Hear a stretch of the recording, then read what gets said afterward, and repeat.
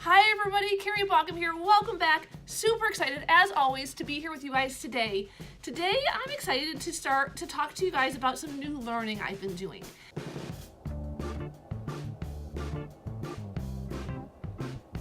And if you've been here with me on this journey into vlogging and this channel, you know that there's two things that I'm exceptionally passionate about. Gamification and visual thinking and sketchnoting or visual note taking.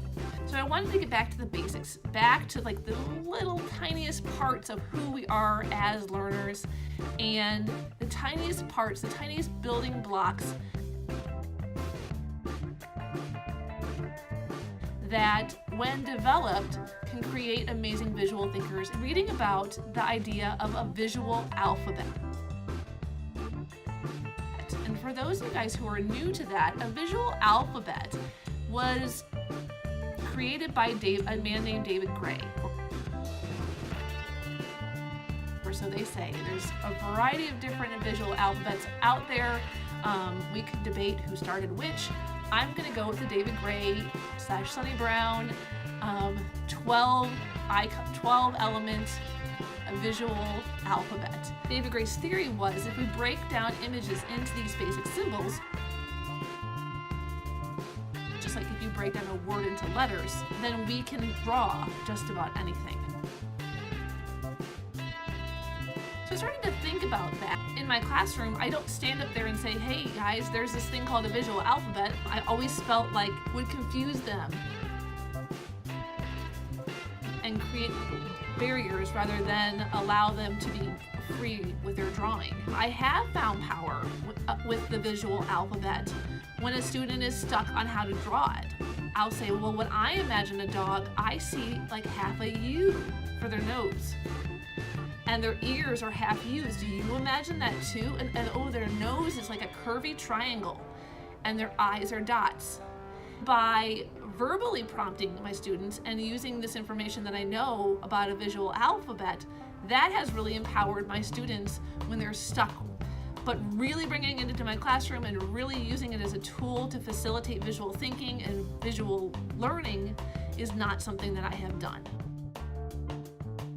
So, like life does, I was inspired by playing a game. This game, called Imagine, has been on my wish list for quite a while. So my daughter Annabeth and I were at the game store and we decided to buy it. And Imagine is a really great game. It's kind of like charades but with pictures. It gives you these clear cards like this, different cards that you use and you combine to try to get the people you're playing with to guess what you're trying to get them to guess. So you get a card like this, you're told what word to try to create, and then it's your job without any words, with just these pictures, with just these cards, and you're allowed to use as many as you want to stack them and twist them and turn them any way that you like. Look at all these cards, there's tons of them, to get them to guess what you're trying to, the word that you are trying to create with these pictures.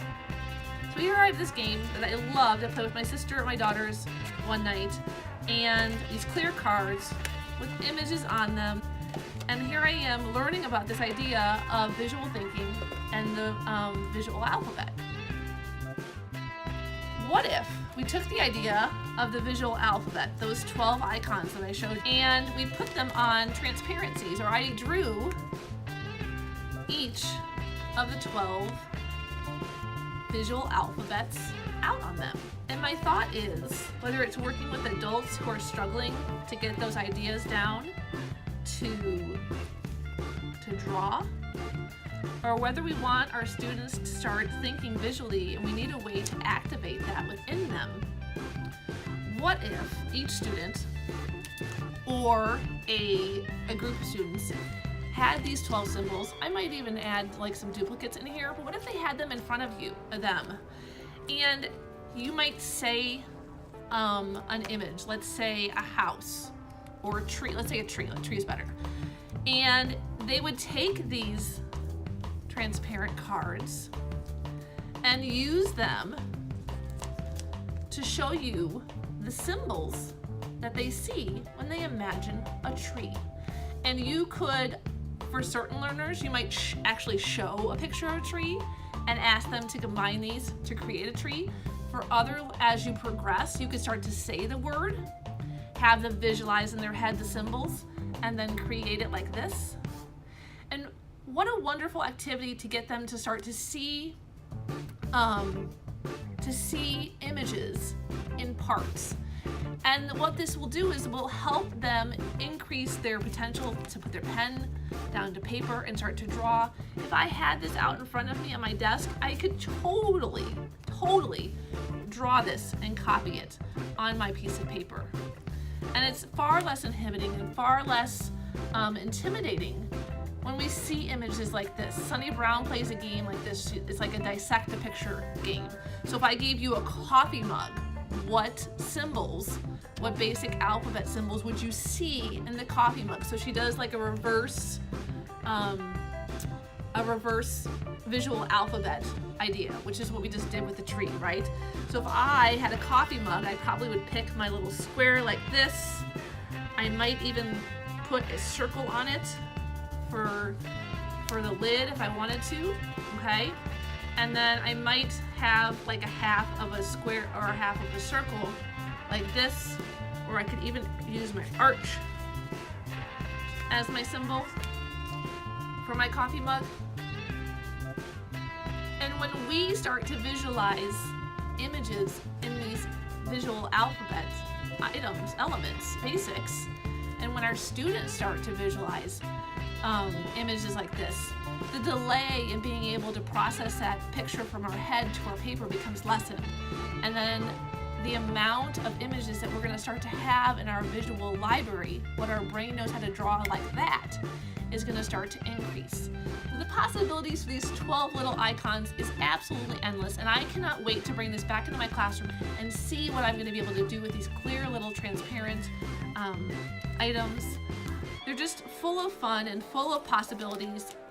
I feel like I haven't even tapped into the potential that they have in terms of gameplay or challenges that we could create for our students that would be fun and playful, as well as building amazing visual thinking skills. If you have more ideas, if I sparked something in your imagination or your idea, sparked an idea of yours, I would love to hear it, and I would love for you to comment down below. So until next time, you guys, remember, whether it's bringing out the best in your students, creating, learning, or just being you, there are no rules. Later, guys.